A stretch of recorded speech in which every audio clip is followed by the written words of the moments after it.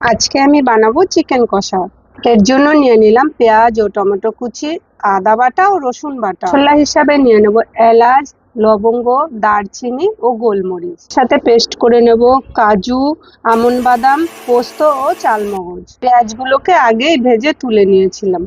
Marinate করার জন্য দিয়ে দেবো 1 চামচ নুন, 1 চামচ হলুদ গুঁড়ো, 1 চামচ লঙ্কার গুঁড়ো, 1 চামচ জিরের গুঁড়ো, 1 চামচ ধনিয়ার গুঁড়ো। দিয়ে দেব আদা বাটা ও রসুন বাটা।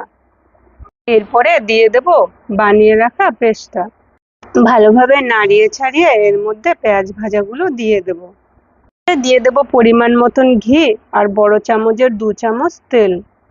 এবারে ভালোভাবে মেখে আধ ঘন্টার জন্য ঢেকে রেখে দেব।